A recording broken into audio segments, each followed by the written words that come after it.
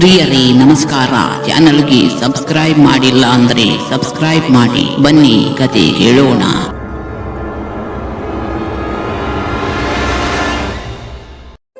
ಮೂವರು ಗೆಳೆಯರಾದ ಹರ್ಷ್, ಮೋಹಿತ್ ಮತ್ತು ವಿವೇಕ್ ರಾಜಸ್ಥಾನದ ಒಂದು ಸಣ್ಣ ಹಳ್ಳಿಗೆ ಬಂದಿದ್ದರು. ಅವರು ತಮ್ಮ ಕೆಲಸಕ್ಕಾಗಿ ಇಲ್ಲಿಗೆ ಬಂದಿದ್ದರು. ಅವರು ತಮ್ಮ ವ್ಯಾಪಾರಕ್ಕಾಗಿ ಇಲ್ಲಿ ಕಾರ್ಖಾನೆಯನ್ನು ಸ್ಥಾಪಿಸಲು ಬಯಸಿದ್ದರು. ಏಕೆಂದರೆ ಆ ಹಳ್ಳಿಯಲ್ಲಿ ಭೂಮಿ ಮತ್ತು ಕೂಲಿ ಎರಡೂ ತುಂಬಾ ಅಗ್ಗವಾಗಿದೆ. ಆ ಹಳ್ಳಿಯಲ್ಲಿ ವಿವೇಕ್ ಹೋಟೆಲ್ ಸೋಲ್ಫುಲ್ ನಲ್ಲಿ ತಂಗಲು ವ್ಯವಸ್ಥೆ ಮಾಡಿದ್ದನು. ಹೋಟೆಲ್ ಸೋಲ್ಫುಲ್ ಒಂದು ಸಣ್ಣ ಹೋಟೆಲ್ ಆಗಿತ್ತು.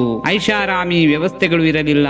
BS ಇಟ್ಟಿಗೆಗಳಿಂದ ಮಾಡಿದ ಕಟ್ಟಡವಿತ್ತು ಮತ್ತು ಕೆಳಗಿನ ವೆಜ್ ರೆಸ್ಟೋರೆಂಟ್ ನಲ್ಲಿ ಟೇಬಲ್ಗಳು ಮತ್ತು ಬಾಗಿಲುಗಳ ಮೇಲೆ ಧೂಳು ಇತ್ತು.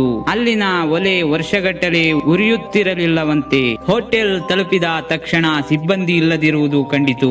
ಕೇವಲ ವಾಚ್ಮ್ಯಾನ್ ಎಂಬ ಹೆಸರಿನಿಂದ ಒಬ್ಬ ಮುದುಕ ಬೀಡಿ ಸೇದುತ್ತಾ ಕುಳಿತಿದ್ದನು. ಹರ್ಷ್ ಮತ್ತು ಮೋಹಿತ್ ಇಬ್ಬರು ವಿವೇಕ್ನನ್ನು ಬೈಯಲು ಪ್ರಾರಂಭಿಸಿದರು. ಏಕೆಂದರೆ ಹೋಟೆಲ್ ಅನ್ನು ಬುಕ್ ಮಾಡುವ ಜವಾಬ್ದಾರಿ ವಿವೇಕ್ನ ಮೇಲಿತ್ತು ಮತ್ತು ಆ ಹೋಟೆಲ್ ಸಂಪೂರ್ಣವಾಗಿ ನಿರ್ಜನವಾಗಿ ಕಾಣುತ್ತದೆ. ಅವರ ಮಾತುಗಳನ್ನು ಕೇಳಿ ವಾಚ್ಮ್ಯಾನ್ ಅಂಕಲ್ ಮುಗುಳುನಗುತ್ತಾ ಮೂವರ ಬಳಿಗೆ ಬಂದರು ಮತ್ತು ಹೋಟೆಲ್ ನಲ್ಲಿಯೇ ಉಳಿದುಕೊಳ್ಳುತ್ತೀರಾ ಎಂದು ಅವರನ್ನು ಕೇಳಲು ಪ್ರಾರಂಭಿಸಿದರು. ಅವರು ಮೂವರು ಹೌದು ಎಂದು ತಲೆಯಾಡಿಸಿದರು ಮತ್ತು ವಾಚ್ಮ್ಯಾನ್ ಜೋರಾಗಿ ನಗಲು ಪ್ರಾರಂಭಿಸಿದರು. ನಂತರ ಅವರು ನಡೆಯಲು ಪ್ರಾರಂಭಿಸಿದರು. ಏನೋ ಗುನುಗಿದರು ಮತ್ತು ಅಲ್ಲಿಂದ ಹೊರಟು ಹೋದರು. ಮೂವರು ವಾಚ್ಮ್ಯಾನ್ ಅಂಕಲ್ ಹುಚ್ಚ ಎಂದು ಪರಿಗಣಿಸಿದರು ಮತ್ತು ಅವರ ಮಾತಿಗೆ ಗಮನ ಕೊಡಲಿಲ್ಲ. ಆಗ ಸ್ವಾಗತಕ್ಕೆ ಒಬ್ಬ ವ್ಯಕ್ತಿ ಬಂದರು. ದಪ್ಪಗಡ್ಡದ ಎತ್ತರದ ವ್ಯಕ್ತಿ. ಅವರು ಕೋಣೆಯ ಕೀಗಳನ್ನು ಅವರಿಗೆ ನೀಡಿದರು. ಮೂವರು ತಮ್ಮ ಕೋಣೆಗೆ ಮೇಲಕ್ಕೆ ಹೋದರು. ತಮ್ಮ ವಸ್ತುಗಳನ್ನು ಇಟ್ಟುಕೊಂಡು ಸ್ವಲ್ಪ ಸಮಯ ವಿಶ್ರಾಂತಿ ಪಡೆಯಲು ಪ್ರಾರಂಭಿಸಿದರು. ಹರ್ಷನಿಗೆ ಇದ್ದಕ್ಕಿದ್ದಂತೆ ಬಾಯಾರಿಕೆಯಾಗತೊಡಗಿತು ಮತ್ತು ಕೋಣೆಯಲ್ಲಿ ನೀರಿರಲಿಲ್ಲ. ನೀರು ಕುಡಿಯಲೆಂದು ಕೋಣೆಯಿಂದ ಹೊರಬಂದ ಹರ್ಷನಿಗೆ ಕಾಲ್ಗೆಜ್ಜೆಗಳ ಝೇಂಕಾರ ಕೇಳಿಸಿತು. ಯಾರೋ ಗೆಜ್ಜೆ ಹಾಕಿಕೊಂಡು ಓಡುತ್ತಿರುವಂತೆ ಸದ್ದು. ಹರ್ಷನಿಗೆ ಭಯವಾಯಿತು. ಹೋಟೆಲ್ನಲ್ಲಿ ಬೇರೆ ಯಾರನ್ನು ನೋಡದ ಕಾರಣ ಅವನಿಗೆ ಇದು ತುಂಬಾ ವಿಚಿತ್ರವಾಗಿದೆ.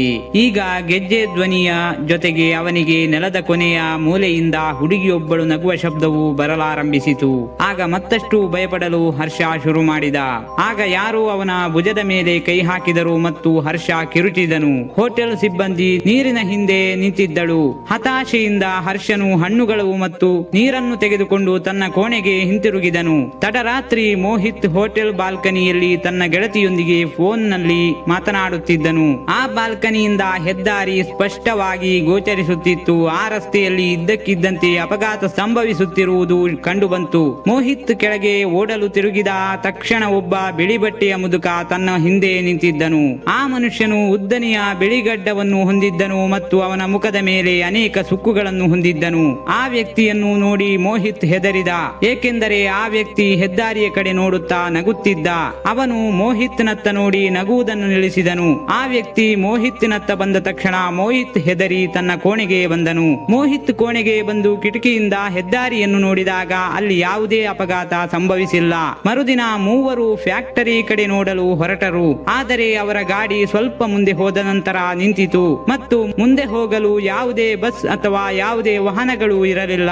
ಆದ್ದರಿಂದ ಅವರು ಮೂವರು ಹೋಟೆಲ್ನ ಸ್ವಾಗತಕಾರರಿಗೆ ಕರೆ ಮಾಡಿದರು ಮತ್ತು ಅವರ ಕೋರಿಕೆಯ ಮೇರೆಗೆ ಮೆಕ್ಯಾನಿಕ್ ಅನ್ನು ಕರೆಯಲಾಯಿತು. 3 ಗಂಟೆಯ ನಂತರ ಮೆಕ್ಯಾನಿಕ್ ಬಂದಾಗ ಕಾರನ್ನು ಸ್ವಲ್ಪ ಹೊತ್ತು ನೋಡಿದ ನಂತರ ಕಾರ್ ಅನ್ನು ವರ್ಕ್ ಶಾಪ್ ಗೆ ತೆಗೆದುಕೊಂಡು ಹೋಗಬೇಕು ಎಂದು ಹೇಳಿದನು. ಮೆಕ್ಯಾನಿಕ್ ಜೊತೆ ಅವರ ಕಾರಿನಲ್ಲಿ ಮೂವರು ಹೋದರು ಮತ್ತು ರೋಡ್ ನ ಬದಿಯಲ್ಲಿ ಇಳಿದು ರೋಡ್ ಬದಿಯನ್ನು ನೋಡುವಾಗ ಆಗಲೇ ಸಂಜೆ ಆಗಿತ್ತು.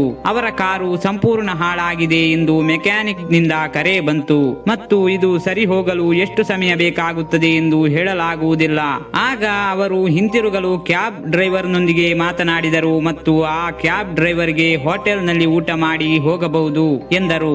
ಆದರೆ ಅವನು ಆ ಕ್ಯಾಬ್ ಡ್ರೈವರ್ ಮುಂದೆ ಹೋಟೆಲ್ ಸೋಲ್ಫುಲ್ ಹೆಸರನ್ನು ಹೇಳಿದಾಗ ಆಗ ಕ್ಯಾಬ್ ಡ್ರೈವರ್ ತುಂಬಾ ನರ್ವಸ್ ಆದ. ಕ್ಯಾಬ್ ಚಾಲಕ ಹೋಟೆಲ್ ನಲ್ಲಿ ದೆವ್ವದ ಕಾಟ ಇದೆ ಎಂದು ಹೇಳಿದನು. ಸ್ಮಶಾನದ ಮೇಲೆ ಹೋಟೆಲ್ ಸೋಲ್ಫುಲ್ ಅನ್ನು ನಿರ್ಮಿಸಲಾಗಿದೆ ಎಂದು ಅವನು ಹೇಳಿದ.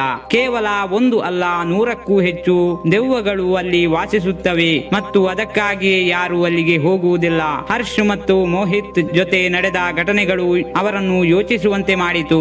ಆದರೆ ವಿವೇಕ್ ಅಂತಹ ವಿಷಯಗಳನ್ನು ನಂಬಲಿಲ್ಲ. ಹಾಗಾಗಿ ಆ ಮಾತನ್ನು ಅಲ್ಲಿಯೇ ಕೈಬಿಟ್ಟರು ಮತ್ತು ಹೋಟೆಲ್ನಿಂದ ಸ್ವಲ್ಪ ದೂರದಲ್ಲಿ ನಿಮ್ಮನ್ನು ಡ್ರಾಪ್ ಮಾಡಬಲ್ಲೆ, ಅಲ್ಲಿಂದ ಮುಂದಕ್ಕೆ ಸಾಧ್ಯವಿಲ್ಲ ಎಂದನು. ಸಾಕಷ್ಟು ಮನವೊಲಿಸಿದ ನಂತರ ಅಂತೂ ಕ್ಯಾಬ್ ಡ್ರೈವರ್ ಒಪ್ಪಿಕೊಂಡನು ಮತ್ತು ಹೇಗೋ ಮೂವರು ಹೋಟೆಲ್ ತಲುಪಿದರು. ರಾತ್ರಿ ತಡವಾಗಿದ್ದರಿಂದ ಮೂವರು ಕೋಣೆಯಲ್ಲಿ ವಿಶ್ರಾಂತಿ ಪಡೆಯುತ್ತಿದ್ದರು.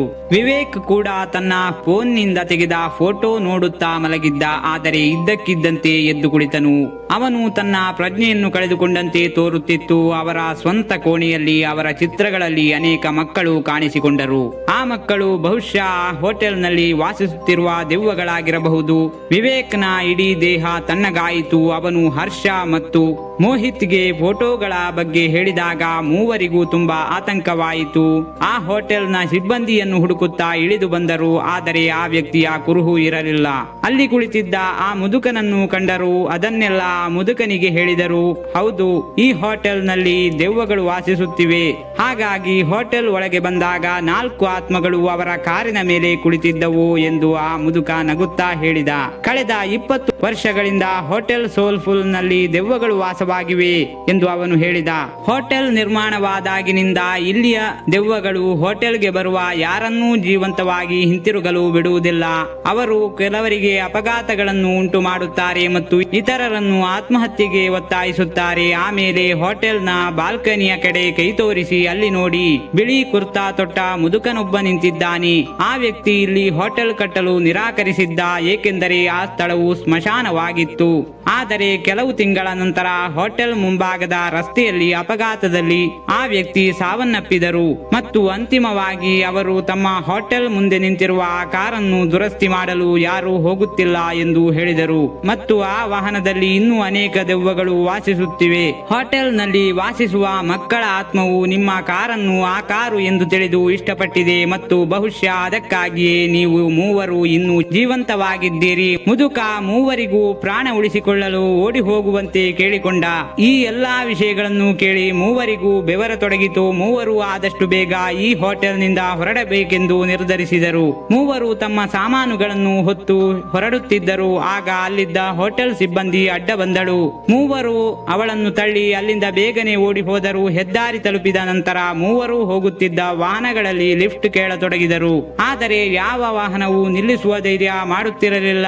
ಆಗ ಸಿಬ್ಬಂದಿ ಅವರ ಬಳಿ ಓಡಿ ಬಂದು ಯಾಕೆ ಓಡುತ್ತಿದ್ದೀರಿ ಎಂದು ಕೇಳಿದಳು. ಸ್ವಾಗತಕಾರರು ಅವರನ್ನು ಹೋಟೆಲ್ಗೆ ಹಿಂತಿರುಗುವಂತೆ ಕೇಳಲು ಪ್ರಾರಂಭಿಸಿದರು ಮತ್ತು ಇದ್ದಕ್ಕಿದ್ದಂತೆ ಗಾಳಿಯ ರಭಸಕ್ಕೆ ಅವರ ಧ್ವನಿ ನಿಂತು ಹೋಯಿತು ಮತ್ತು ಮೂವರು ಅವರ ಕುತ್ತಿಗೆಗೆ ನೇಣಿನ ಗುರುತು ನೋಡಿದರು. ಮೂವರ ಕಾಲುಗಳ ಕೆಳಗೆ ನೆಲ ಜಾರಿತ್ತು. ಇಲ್ಲಿ ಎಲ್ಲರೂ ಸತ್ತಿದ್ದಾರೆ ಮತ್ತು ಯಾರು ಜೀವಂತವಾಗಿಲ್ಲ ಎಂದು ಅವರು ಅರ್ಥ ಮಾಡಿಕೊಂಡರು. ಮೂವರು ಭಯದಿಂದ ಹೆದ್ದಾರಿಯಲ್ಲಿ ಓಡಲಾರಂಭಿಸಿದರು. ಓಡುತ್ತಾ ಸ್ವಲ್ಪ ದೂರ ತಲುಪಿದಾಗ ಹಿಂತಿರುಗಿ ನೋಡಿದಾಗ ಗಾಳಿಯಲ್ಲಿ ಅನೇಕ ದೆವ್ವಗಳು ಆ ಹೋಟೆಲ್ ಅನ್ನು ಸುತ್ತುತ್ತಿದ್ದವು ಮತ್ತು ಸ್ವಾಗತಕಾರರು ಮತ್ತು ಹೊರಗೆ ನಿಂತಿದ್ದ ಮುದುಕ ಅವರನ್ನು ನೋಡಿ ವಿಚಿತ್ರವಾಗಿ ನಗುತ್ತಿದ್ದರು. ಮೂವರಿಗೂ ಆ ಹೋಟೆಲ್ ಬಗ್ಗೆ ಮಾತನಾಡಲು ಇನ್ನೂ ಭಯ. ಕೊನೆಗೂ ಅವರ ಪ್ರಾಣ ಉಳಿಯಿತು. ಆದರೆ ಅವರ ಮನಸ್ಸಿನಲ್ಲಿ ಜೀವಮಾನವಿಡೀ ಭಯ ಬೇರೂರಿತ್ತು.